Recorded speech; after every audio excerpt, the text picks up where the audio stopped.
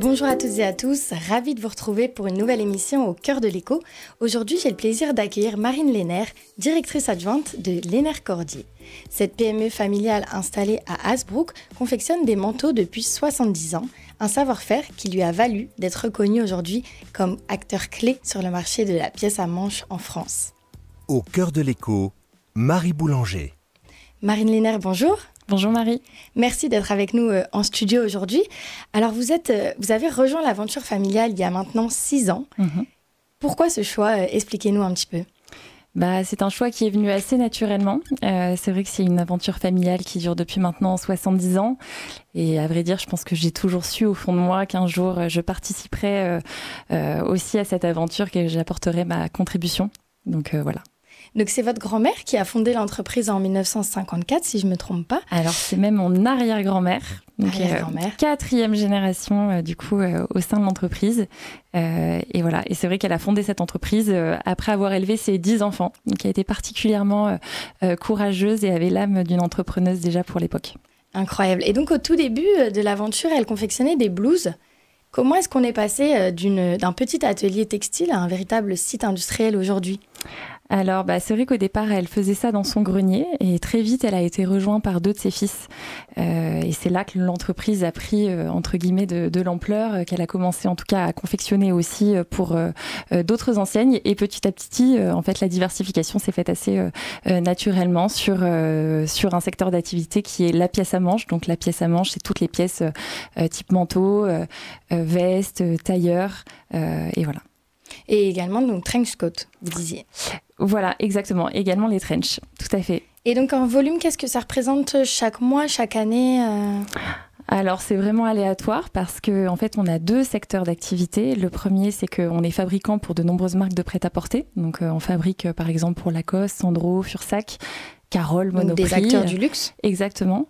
En fait, tout type d'acteurs. On est assez diversifié sur le marché, mais on a aussi notre propre activité en parallèle puisqu'on a 3 marques en propre qui sont Maison Lehner, qui est la marque héritage du groupe. La marque historique, du coup. La marque historique, oui, tout à fait. Celle qui va vraiment, en tout cas, être la plus premium sur nos positionnements. On va vraiment être sur des très belles qualités et on est spécialisé à la fois dans le manteau et dans tout ce qu'on appelle le tailleur. On a Trench & Coat qui est la petite sœur de Maison Lehner, donc où on a un super choix de vestes et de manteaux colorés ou non, vendus en ligne et auprès de revendeurs en France et à l'étranger d'ailleurs. Et qui s'adresse aux hommes et aux femmes. Alors c'est exclusivement la femme. Par contre, c'est vrai qu'on va avoir une petite nouveauté là pour la prochaine collection hiver Maison Lehner, c'est qu'on aura une collection capsule homme. Donc on verra quel sera l'accueil de celle-ci. Et par contre, on a une autre marque qui est Mout Mout. Et là, c'est une marque unisexe sur des petites vestes Sherpa, donc moutonnées qu'on voit déjà sur le marché et qui est assez ludique. Une veste d'ailleurs que Emmanuel Macron, président de la République, a reçue à l'Élysée. Exactement. Je ne sais pas s'il la porte, mais en tout cas, il l'a bien reçue, effectivement. Et donc aujourd'hui, vous avez 3 marques et vous travaillez pour des acteurs du luxe, comme vous venez de le dire. Qu'est-ce que ça représente sur votre chiffre d'affaires global ? Alors globalement, aujourd'hui, c'est 65% de notre activité qui concerne la fabrication pour tiers et les 35% restants sur nos 3 marques. D'accord. Et donc vous, la 4e génération aujourd'hui est bien impliquée dans l'entreprise, vous et votre frère. Quel est votre rôle aujourd'hui ? Comment est-ce qu'on s'immisce dans une aventure familiale comme celle-ci ? Alors, comment est-ce qu'on s'immisce ? Alors d'abord, on écoute beaucoup. On regarde ce qui se passe, on s'imprègne de l'existant. C'est vrai que moi je suis arrivée sur une mission, en tout cas sur un pôle qui n'existait pas vraiment au sein de l'entreprise, c'est-à-dire fonder un pôle digital, parce qu'aujourd'hui il y a des vrais enjeux de se faire connaître sur le digital, sur Internet, sur les réseaux sociaux, et ça c'est vrai que c'était un cœur d'activité que les anciennes générations entre guillemets n'avaient pas, parce que en fait elles vivaient en leur temps, et donc à chacun son époque. Et petit à petit la volonté aussi de découvrir un autre aspect au niveau de l'organisation de l'entreprise. Donc c'est pour ça qu'aujourd'hui, moi, j'accompagne un petit peu plus mon père pour opérer cette transition. et cette transmission petit à petit. Et mon frère, lui, il a une formation plutôt liée à l'image de marque. De la marque, aujourd'hui, pour vendre un produit, il suffit plus d'avoir un bon produit, il faut aussi apporter toute une dimension immatérielle au produit. Il faut que l'image donne envie d'acheter, et c'est tout aussi important que la qualité des produits qu'on fait aujourd'hui. Surtout avec la concurrence qu'on connaît aujourd'hui avec la fast fashion notamment. Exactement, ouais, exactement. C'est vrai que la fast fashion reste, en tout cas, c'est hyper important aujourd'hui. Ça crée la concurrence quelque part parce que mine de rien, on est quand même dans un contexte de déconsommation. Donc forcément, l'inflation fait que le portefeuille des Français fait qu'ils se dirigent de plus en plus vers la fast fashion. Et nous, on essaie de tirer notre épingle du jeu en faisant des choses, qui ont beaucoup plus de sens en tout cas, et où la production est totalement maîtrisée au sein de nos propres outils. Et donc vous avez une carte à jouer avec le Made in France, mais pas que, également vous avez un site de production en Ukraine, mais on y viendra après. Donc aujourd'hui, c'est votre père, Frédéric Lehner, qui est à la tête de l'entreprise familiale. Expliquez-nous un petit peu la croissance du groupe ces dernières années. Alors la croissance, on est quand même dans un contexte qui reste compliqué. Comme je disais tout à l'heure, on est plutôt dans un contexte de déconsommation. Donc il faut qu'on soit prudent. On voit, il y a beaucoup d'enseignes qui malheureusement ferment le rideau depuis quelque temps. Donc voilà, c'est une croissance qui est maîtrisée dans le sens où, comme je disais, il faut qu'on soit prudent, qu'on continue à faire ce qu'on sait faire, qu'on se diversifie, qu'on puisse se diversifier, mais tout en évitant la dispersion aussi. Et c'est vrai que le contexte, a été aussi chahuté par pas mal d'événements. Macro, type Covid, guerre en Ukraine. Donc c'est sûr que ces dernières années n'ont pas été faciles, elles ont été chahutées, mais on est là et on continue à faire ce qu'on sait faire. Parce que justement, la vie d'une entreprise est synonyme de montagne russe. J'imagine qu'en 70 ans, vous en avez eu pas mal quand même des crises. Oui, exactement. En fait, il y a la mondialisation qui est arrivée petit à petit. En 1986, la société a dû déposer en tout cas faire un dépôt de bilan. Et avant 86, c'était 100% de la production qui était faite en France. Donc il a fallu trouver d'autres axes aussi de diversification. Et donc on a notamment ouvert nos propres usines en Ukraine, où désormais on a du coup nos productions qui sont soit faites en Ukraine, soit en France. Mais c'est vrai que la part du Made in France aujourd'hui est limitée parce que, forcément... Doucement, bien sûr, oui. Voilà. Et puis parce que il faut qu'elle soit adaptée aussi au portefeuille, entre guillemets, des Français, puisqu'en fait, on est sur un produit qui a une forte valeur ajoutée. C'est environ 120 minutes de production pour un manteau. Donc, 120 minutes 120 minutes environ, en fonction de la complexité des modèles. Donc, forcément, on est tout de suite sur des coûts, qui sont assez élevés. Ça demande un vrai savoir-faire, pour le coup. Exactement. Et donc, votre site en Ukraine emploie combien de personnes à ce jour?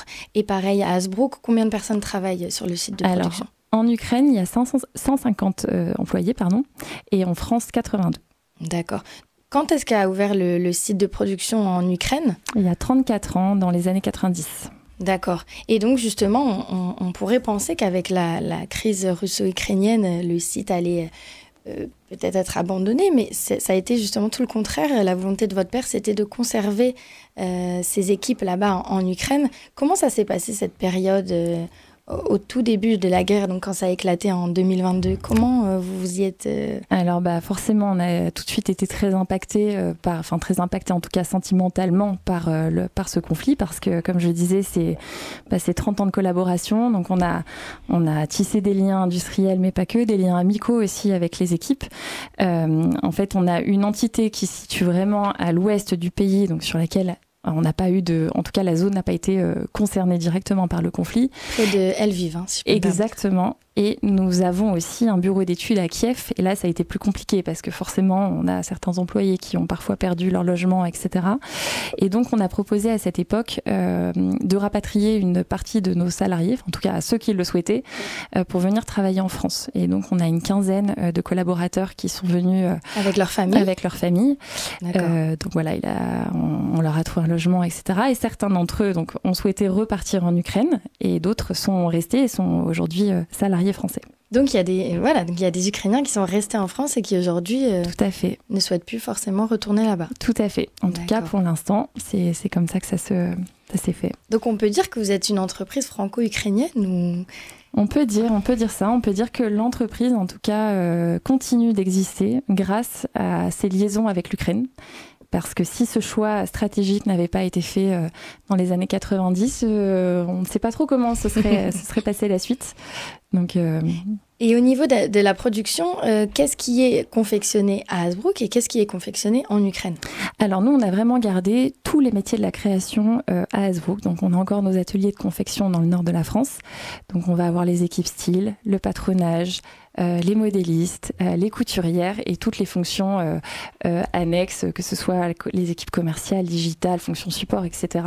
Toute la chaîne de A à Z. Exactement, donc ça nous permet d'être hyper agile. Et ça, c'est quelque chose qui est assez rare aujourd'hui sur le marché, puisque la mondialisation a fait qu'on retrouve parfois un bureau d'études quelque part, les équipes de style ailleurs. Nous, on travaille vraiment tous ensemble. Et donc, on est assez réputé sur le marché pour avoir cette agilité de pouvoir répondre à des projets.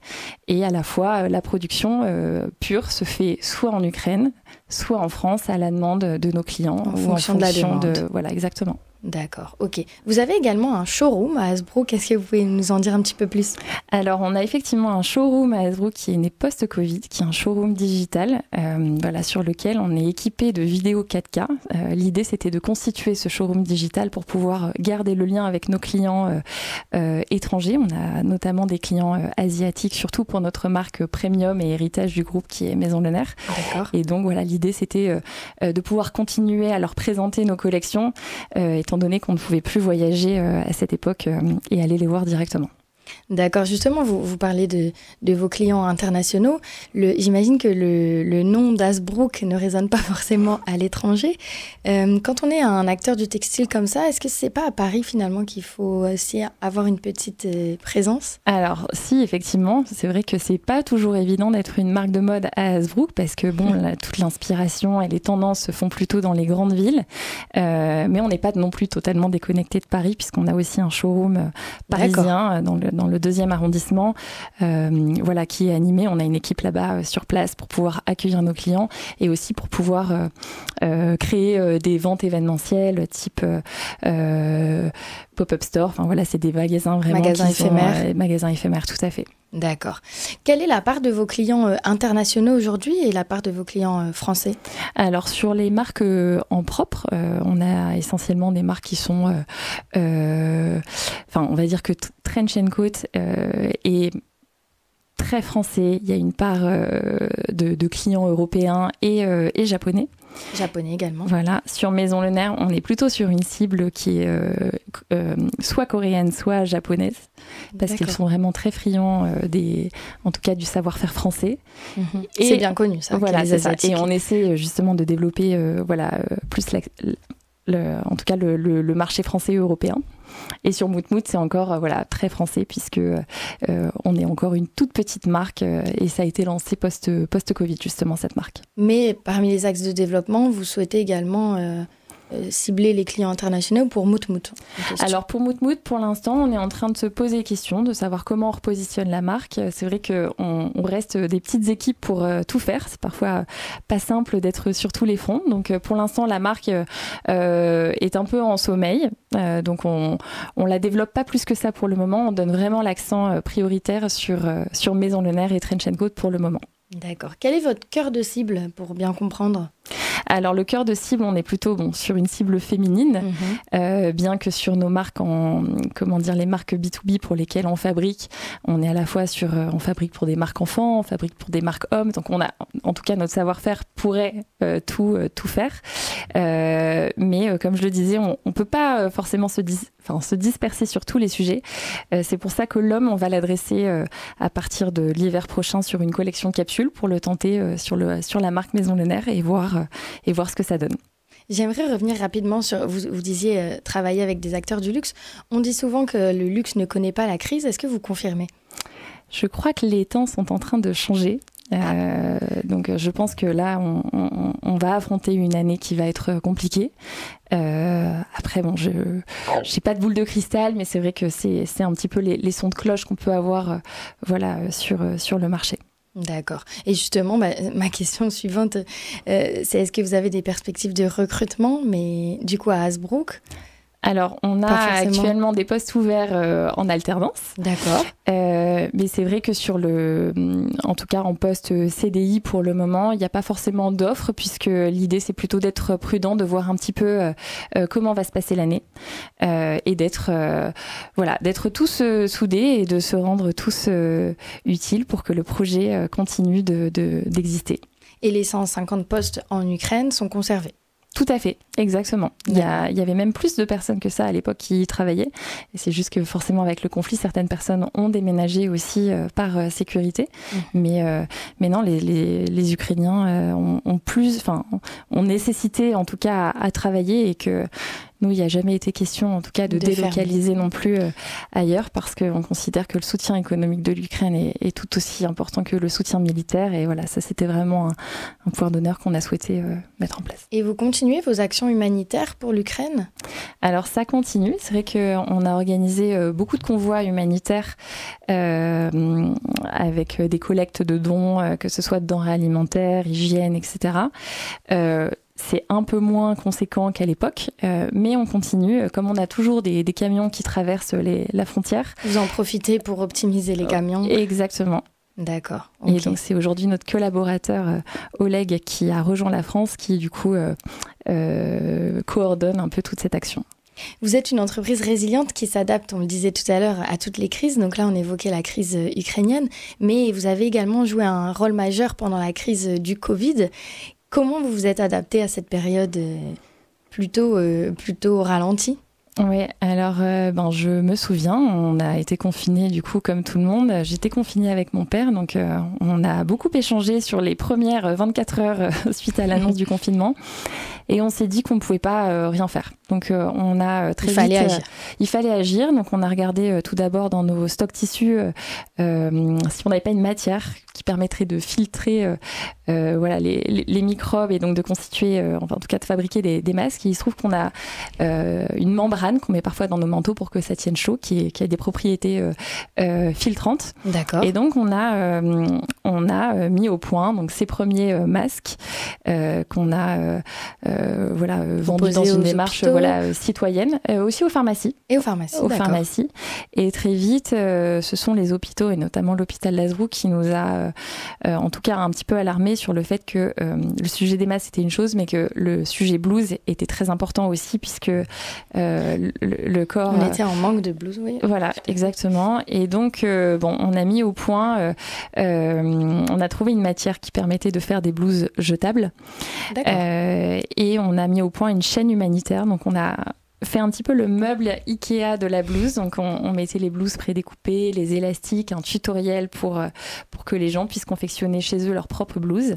Et donc, on avait recruté un pool de couturières bénévoles pour pouvoir confectionner ces blouses. Et on allait les chercher tous les jours. On les laissait aérer, on les proposait aux hôpitaux. Et cette démarche-là, elle a été reproduite sur plusieurs régions en France. Donc, on a envoyé nos kits de blouses un petit peu partout à cette époque. Et on avait beaucoup parlé de vous à l'époque dans les médias, justement. Quelle est votre feuille de route, Marine Lehner, à horizon 2030 ? J'imagine que vous avez une vision 2030. Quelles vont être les prochaines étapes clés du développement de l'entreprise ? Alors les prochaines étapes clés, ça va être, on a une vraie volonté en tout cas nous de faire en tout cas de valoriser davantage nos propres marques sur lesquelles on a une totale liberté, sur laquelle on est on peut se permettre d'être très créatif et de faire plein de choses. C'est vrai que nous, si on pouvait développer davantage le Made in France, on le ferait. On a conscience que ça va pas forcément être simple, mais on va déjà commencer à le faire là à partir de cet hiver avec des collections capsules qui seront 100% Made in France sur notre marque Maison Lehner. Et voilà. Et puis je pense que l'enjeu aussi, ce sera de nous digitaliser davantage et puis de recruter aussi, parce qu'aujourd'hui chez nous, on a des salariés qui ont parfois jusqu'à 40 ans d'expérience chez nous. D'accord. Et donc, il va falloir aussi renouveler ces équipes. Et l'enjeu, c'est de trouver... de formation, exactement, également. c'est de trouver aussi les personnes de demain qui pourront, en tout cas, pérenniser ce savoir-faire presque ancestral. D'accord. Vous aviez, en 2021, je crois, investi près de 300 000 euros dans votre parc machine. Exactement. C'était quoi les objectifs à cette période ? C'était de moderniser nos produits, enfin en tout cas nos techniques pour proposer des produits plus aboutis. C'est vrai qu'on a des vieilles machines chez nous et que ça a permis notamment de gagner aussi en productivité, d'être plus efficace. Et oui, c'est 300 000 euros grâce à France Relance d'ailleurs qui nous avait accompagnés le plan sur France Relance. Exactement. Oui. D'accord, ok. Ça vous a permis en tout cas d'augmenter la productivité. C'est ça. Et aujourd'hui encore. Tout à fait. D'accord, ok. Quel est le chiffre d'affaires de l'entreprise ? Est-ce que vous communiquez aujourd'hui sur... Oui, on a un chiffre d'affaires de 13,5 millions. 13,5 millions, d'accord, ok. Quelle est votre plus grande satisfaction aujourd'hui, à la tête, pas à la tête, mais dans le management de l'entreprise ? Et quelle est votre plus grande difficulté ? Alors, ma plus grande satisfaction, c'est de contribuer du coup à cette histoire, de travailler aussi avec différentes générations. Ça, c'est super riche, que ce soit d'un point de vue personnel ou professionnel. Donc ça, c'est une grande satisfaction, en tout cas, d'essayer de mettre ma pierre à l'édifice et de continuer cette belle histoire. La plus grande difficulté, on va pas se mentir, le contexte reste compliqué. Donc c'est vrai qu'on ne sait pas de quoi demain sera fait, mais en tout cas, je pense qu'on a un savoir-faire qui va aussi dans le sens des flèches. On parle beaucoup de normes environnementales. Les marques de prêt-à-porter sont de plus en plus regardées sur ces aspects-là. Nous, on a toujours été exemplaires en matière de RSE. Effectivement, on a notamment aussi nos fournisseurs avec qui on travaille depuis plus de 50 ans et qui sont essentiellement basés en Italie. Donc, pour le coup, les règles européennes ne vous font pas peur, si je peux dire ? Non, après, il y a des choses qui restent aussi plus contraignantes sur certains aspects. Mais globalement, nous, en fait, on arrive très facilement à retracer d'où vient la matière, la production, puisqu'en fait, tout est quasiment internalisé et que les fournisseurs, c'est des relations qui sont vraiment étroites depuis longtemps. D'accord, ok. Est-ce que vous auriez une petite anecdote à nous partager pour cette fin d'émission ? Alors, une petite anecdote, vous avez cité du coup Macron qui a eu sa moutmout. Et figurez-vous que Brigitte, sa femme, a aussi eu son manteau Maison Lenaire. Et que Denis Brognard a eu également sa moutmout. Pas mal, Denis Brognard. Voilà. D'accord, parfait. Écoutez, c'est déjà la fin de notre rendez-vous au cœur de l'écho. Un grand merci pour cet échange, Marine Lehner. On vous souhaite de faire perdurer cette belle histoire familiale. Et amis auditeurs, on se retrouve bientôt pour une nouvelle émission au cœur de l'écho.